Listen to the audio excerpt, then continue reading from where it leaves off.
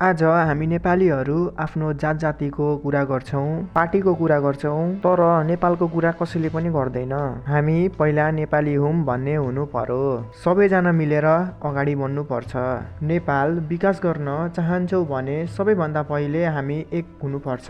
भोलि जति नै राम्रो नेता आए पनि यदि नेपालीहरू एक भएनौँ भने नेपाल कहिले विकसित हुँदैन।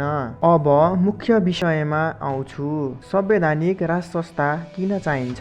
सर्वप्रथम संवैधानिक राज संस्था भनेको के हो? संवैधानिक राज संस्था भनेको राजा शासन गर्ने होइन, देश संविधान अनुसार चल्ने व्यवस्था हो। राजा कुनै दलको हुँदैनन्, उनी राष्ट्र र राष्ट्रिय एकताको प्रतीक हुन्छन्। राजा राजनीति होइन, राष्ट्रको रक्षा गर्छन्। आज धेरै नेताहरू जनताको नाममा बोल्छन्, तर उनीहरूको जीवन विलासी छ।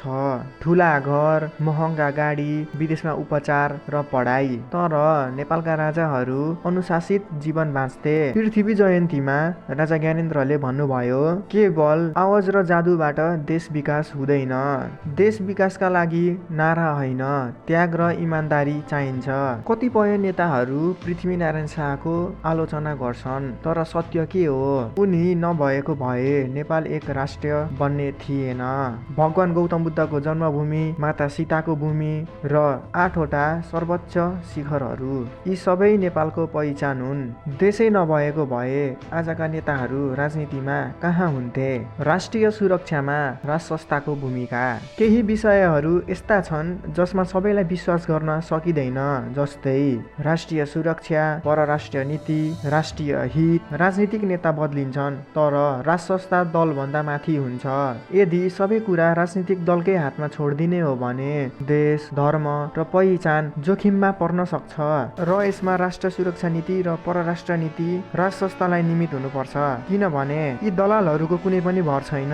यिनले कुनै पनि बेला देश बेच्दिन्छन्, नागरिक बेच्दिन्छन्, धर्म बेच्दिन्छन् र बेची पनि रहेका छन्। तर जसले बनायो र जसको पुर्खाको हो, मलाई मेरो पुर्खाको जमिन प्यारो हुन्छ नि। जुन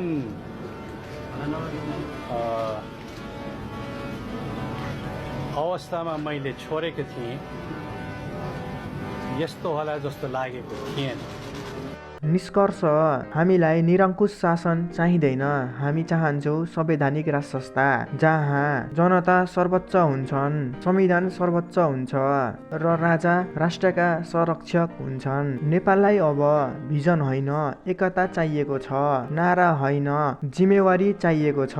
एक नेपाल, एक सोच। त्यसका लागि संवैधानिक राज संस्था आवश्यक छ।